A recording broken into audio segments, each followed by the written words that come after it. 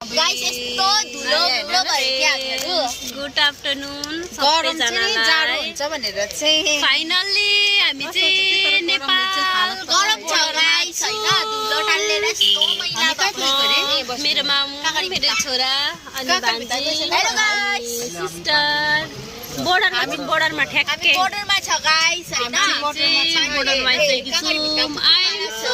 happy यति धेरै खुसी छु म मेरो खुसीको सीमै छैन आज यति धेरै खुसी छु आज किनभने आफ्नो जन्मभूमि टेक्नु पाउँदाखेरि कसलाई खुसी हुँदैन सायद नेपालबाट मतलब नेपालमा कमेन्ट गर्नुहोस् अनि साथीहरु म चाहिँ यति धेरै खुसी छु नि यति धेरै खुसी छु आफ्नो माइती घर जानु पाउँदा मेरो बाबा मम्मीले पहिला मतलब मम्मीले पहिला भनेको थियो कि सानोमा माइती घर जानुको लागि चाहिँ कुनै कतिको बुट्टा नागेर जान्छ अरे भन्थ्यो त्यस्तै भयो एक्साइटेड छु है म चाहिँ जानुको लागि फुल एक्साइटेड कहिले घर पुग्छ भइसक्यो छिटो हालिहाल्नु बोर्डरमा आइसकेको छु मेरो चाहिँ हामी चाहिँ नेपाल गएको वे टु नेपाल भन्नु न हामी चाहिँ बोर्डरमा छौँ चेकपोस्टमा अब कहिले यसको काम सकिन्छ त्यस पछाडि हामी जानु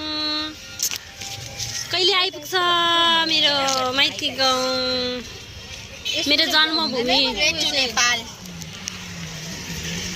मेरो जन्मभूमि कहिले टेक्नु पहिला ओ माई गड कस्तो खुसी भइरहेको छु मनमै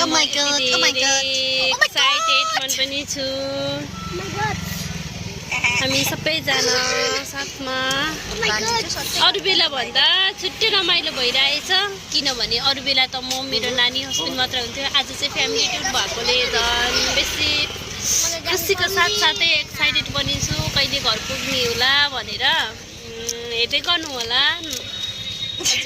नेपालमा चाहिँ नेट चल्दैन हो सिक्किम भरि पुगिन्जेल चाहिँ तपाईहरुलाई भ्लग चाहिँ अपलोड हुँदै गर्छ हाम्रो बनाउनु चाहिँ 21 तारिक बनाएको रहेछु अब अपलोडिङ चाहिँ कहिले हुन्छ त्यो थाहा छैन किनभने हाम्रो सिम उता चल्दैन हो अब घरमा वाइफाई छ भने चाहिँ छिट्टै अपलोडिङ हुन्छ छैन भने चाहिँ लङ टाइम पछाडि अपलोड हुन्छ हुन चाहिँ हुन्छ हेर्दै गर्नु होला है अब चाहिँ हामी ठ्याक्कै सिमानामा छौँ किन हो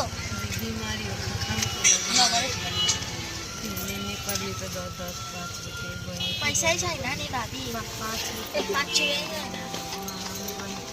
दिनु न त्यहाँ रहेछ मम्मी फोन आउँदै रहेछ त हौ तपाईको